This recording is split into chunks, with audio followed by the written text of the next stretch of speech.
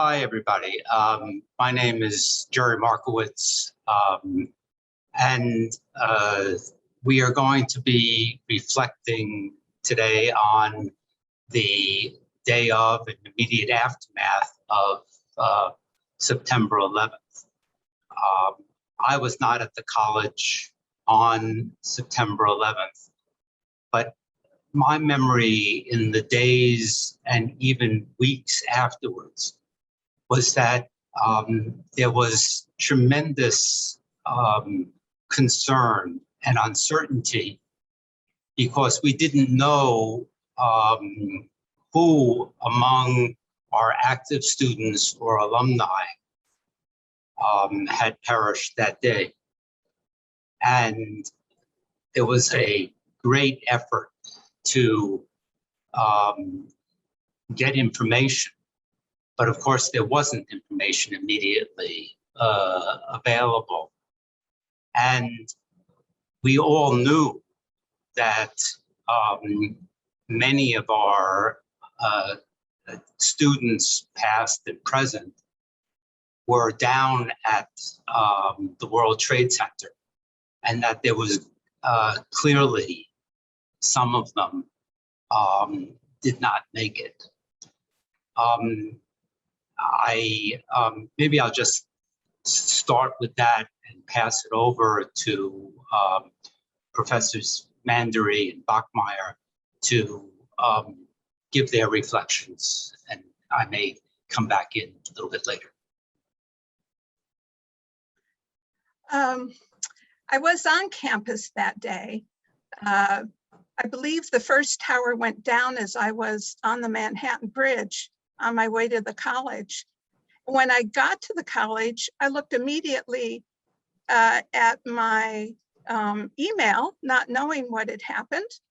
And Jack Jacobs knocked on my door and he said, "Did you hear?" And I said, "Oh, I saw some news blurb and it hadn't sunk in." And he said, "Hey, Dean Witherspoon is in his office with the television on and some people have gathered there." So I followed him down. Jack and I went to Roger Witherspoon's office, and he had one of those big old-fashioned TVs up on a tower, and we were watching.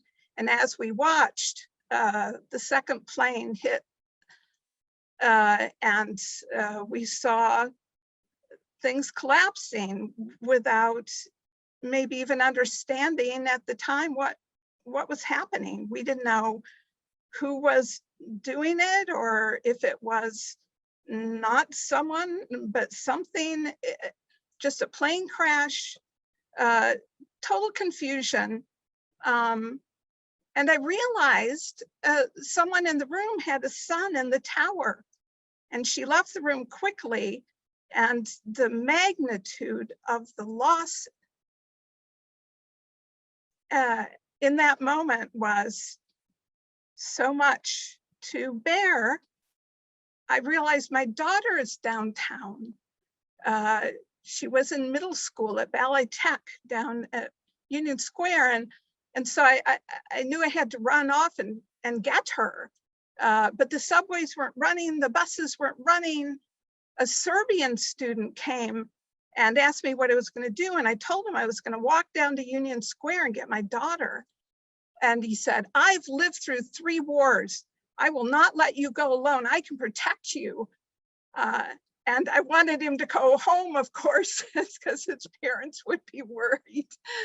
We made it down to about MoMA when I found a old school phone booth kind of apparatus, and he called his parents and thankfully went home because of course they were concerned.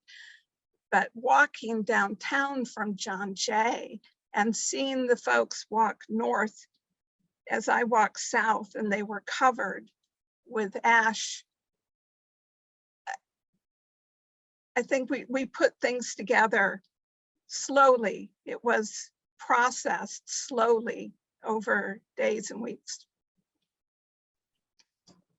Thank you. I just, for Professors Brotherton and Volpe, we're just reflecting on what your experience was that day 9/11 and in the days and weeks afterwards in terms of John Jay. So, Professor Mandery. You can call me Evan, Jerry. Uh, So I don't know how formal it'll be since this is on the website. So you can always call me Evan. So I was at the college that day. It was either like right when I started at John Jay, or it was the beginning of my second semester. I have some vivid recollections from the day. I was in the bathroom, and there was an adjunct in law and police science who I always saw in the bathroom at around the same time. He was an older gentleman. He was probably 80. I'm sure he's, not, he definitely doesn't teach anymore. And he was a very gentle man. And he said, "Oh, did you hear what's happening at the World Trade Center?" And of course, one thing, I was even reflecting on in what, as Janice was speaking, right, is how differently information traveled. So it definitely was not easy to get a sense of what was going on. I didn't get to see a TV. There's no Twitter or social media feed. I went to the roof of the building where there's a running track, and I'm sure everybody will remember it was like a preternaturally clear day, like kind of, you wouldn't remember it otherwise, but you're like, oh, wow, that's like the best day of the year. So I saw all the way downtown, and I saw the World Trade Center, the first building, smoking. And I wasn't married, I didn't have any children, so I wasn't concerned about my immediate family, but my best friend from high school, with whom I was very close, worked in the Amex building. And in fact, he saw the second plane go into the World Trade Center from his window, which I think traumatized him a bit. So I tried to reach him. We were chatting briefly among ourselves. I think I taught. I have a pretty specific recollection of discussing what was going on with students. Now, it might have been that I had like a second period class and then the school closed later. I lived on the Upper West Side. I walked home. It was surreal. My other memories were I tried even more so than today, a high percentage of our students were engaged in direct government first responder type service. So I remember having that concern. I tried very hard to volunteer. I'm sure other people will speak to this. I had a very strong feeling that I needed to do something. They were overwhelmed with volunteers. And in retrospect, of course, I'm lucky. I would have probably gotten lung disease like everybody else. And I definitely had to remember a day or two of terror. I don't know if anybody else felt this. I used to think, and I remember discussing with students, that John Jay was a highly plausible terrorist target. And I think in the first few days there's a fear, oh, we're going to go to war and the world is going to end. But I will say soon thereafter, it's on the short list of events where I remember where I was. Like I'm sure everybody remembers when Kennedy was assassinated. I remember where I was when Thurman Munson's plane went down. And I remember where I was when the Challenger exploded. I remember this very strongly. I found it a very affirming experience. The story that Janice told, that was, I didn't, somebody didn't personally try to help me. I wasn't in need, but I saw the best of humanity. And, I presume I'm not the only person that's reflected that way. I vividly remember the speech that George Bush gave on the rubble with the bullhorn. And oh, good God, you'd cry to have some rhetoric, to have had some rhetoric like that between 2016 and 2020. He said that Muslims were not our enemies, that Islam was a peaceful religion. And, fast forward and we're banning people for no reason whatsoever. I felt very deeply connected to New York, to my identity as an American in a way that I don't very much anymore. I don't actually know what it is about America that I'm particularly committed to. So it was odd. It was one of those moments of tragedy out of which for me came a lot of, I saw a very positive side of humanity and of New Yorkers. Thank you. Professor Haberfeld, I don't know if you want to put your video on, because this is being recorded and we're just reflecting on our own experiences and the college's experiences on the day of 9/11 and the days and weeks afterwards. Professor Volpe?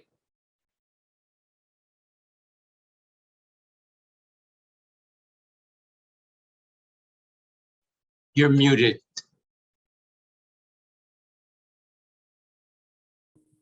Sorry about that. I remember being at John Jay on that day. And as everyone said, it was a beautiful day, weather-wise. And I was in the sociology department. And I remember one of the students who worked for us saying that her mother had just called that a small plane had crashed in the World Trade Center. And we thought, wow, some errant flyer has just gone amok. And then we heard a second plane hit. And Teresa in the department got a small TV and we were glued to it. And then there were rumors about planes going errant in the skies all over, and the fear of all these rumors and not knowing what to believe. And it just sort of all felt surreal that not very far from us, there was all this activity. And then we heard about the other planes crashing in Pennsylvania and at the Pentagon, wondering how we were going to get home. Eventually we left. And for me, probably as memorable was the next day, I decided to go to John Jay. And remember taking I take a train, Metro North, and there was almost no one at the parking lot. And I remember taking the train, it was pretty empty for rush hour. And I kept wondering, what did everyone know that I didn't know? Why was I going in? And I remember how quiet New York City was. I mean, it was you could hear a pin drop through the streets. And then I remember when I got to John Jay, at some point during the day, there was a meeting in the president's office, and Jerry Lynch was the president at the time. And I can remember hearing planes and jumping. They seemed to be flying really low near the building, our building. And I remember him saying, "Don't worry, those are safe planes flying, they're surveilling." But it was this eeriness of quietness all over the place, trying to figure out what this all meant for us. For me, it brought together the conflict resolvers. I started getting calls from conflict resolvers literally from around the world asking what were conflict resolvers in New York City doing. And at that time, we didn't have a listserv or any way of communicating. So by September 20th, which was 11 days after this tragedy, I called for a breakfast meeting of conflict resolvers. And one of the things that they asked for was a listserv. And by September 27th, the college helped me to launch what is now known as the NYCDR listserv. That day has in many ways transformed the way in which we communicate amongst dispute resolvers. It's been the silver lining for us. I don't think that anything could have brought us together the way that day did. Interestingly, we've continued the breakfasts for the last 20 years. And on Thursday, September 2nd, we now hold them every first Thursday of the month. We will be holding our 241st breakfast for conflict resolvers. They were in person at John Jay until March of 2020, starting April 2020, because of the pandemic, which is bookending the other, the last 20 years have been bookended by 9/11 and COVID.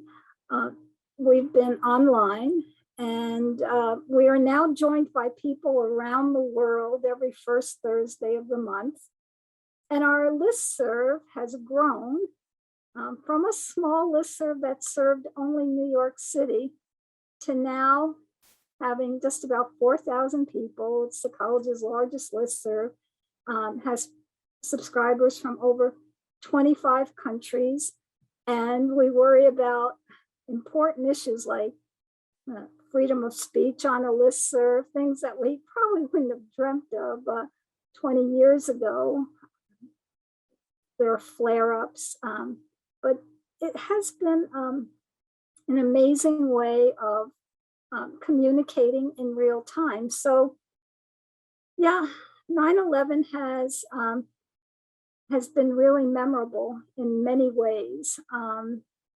Every day for me, because the listserv can be pretty active every day. And once a month, we are very mindful that we have been gathering as conflict resolvers to talk about virtually anything and everything of interest. And it's been a stimulant for a lot of my research on what do conflict resolvers do in response to crises and disasters. So it's not only been 9/11, but Hurricane Katrina and now COVID-19. So it's been a significant component of my own scholarship and work in the conflict resolution field. And on campus, one of the other areas that was of grave concern, and we heard just a few minutes ago about concern about our Muslim community, one of the things that I've done is held dialogues between Muslims and non-Muslim students.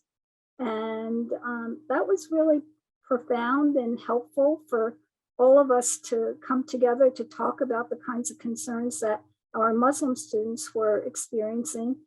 And as a result of that, I mean, to this day, I have been the faculty advisor of the Muslim Students Association and the Middle Eastern Students Group, which is now referred to as the Arab Students United. But all of that has been transformative for my own life. Thank you. Professor Brotherton?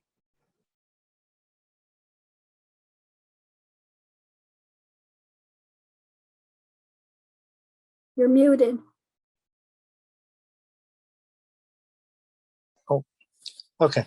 Yeah. Okay. So I had a rather different experience. I wasn't at John Jay. I was at home at the time, taking care of one of my kids just been born about 7 months before. And I think I heard it on the news, on the radio, that the towers had been hit. And I switched on the television and saw it be played. And I think, and then saw the second one come in. And then got a phone call. My oldest daughter was 4, and she was in elementary school in Park Slope, about 7 or 8 blocks from me. And we were told to come and pick up our children. So, went out on the street.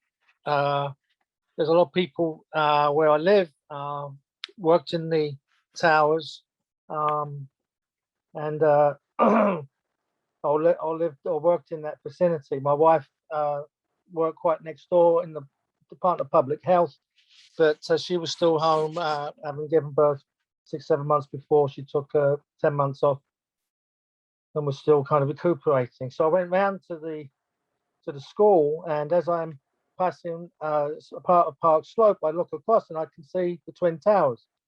So I could see it burning. I could see parts of it coming down, and the smoke was billowing out, making these huge clouds that were coming across the water.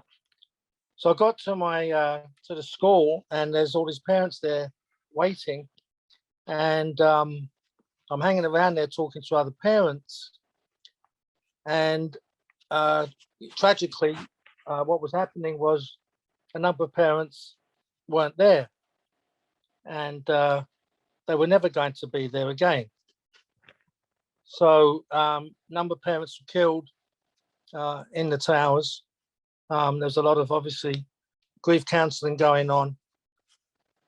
So I picked my daughter up and went down with my son in a little pushchair to one of the local parks in Prospect Park. And I'm pushing my daughter, you know, this was probably now an hour later. And suddenly from the sky rained all these bits of paper from people's diaries and all kinds of paperwork from offices. It just rained down. And it was the most surreal experience. It was extraordinary. And I remember running away and picking up these papers and, you know, these burned pieces of paper. It was just awful. And we were all kind of stunned. I was, you know, in the park with all these parents, maybe about 20 or 30 of us. And nobody said a word. They just were like pushing the swings and not talking to one another. It was heavily traumatizing, obviously. And you see the clouds. And I came back. I don't think I went into a lower part of Manhattan for another 6 months. I just never would. I wouldn't go there. I just couldn't go there. I went into John Jay, and that was it. We were also hiring at the time, and one of the applicants was killed in the bombing. And then Barry Spunk called me up. Professor Spunk called me up later in the afternoon, and NDRI was in the Twin Towers, and that was demolished. And he was saying, I'm trying to find out if anybody survived, if they got out on time. So that's my experience. Tragedy, trauma. It took a hell of a long time to recover from. Thank you. And thank you all. This will be up on the John Jay website. But thank you all for your reflections on that day. Take care, everybody. Be safe.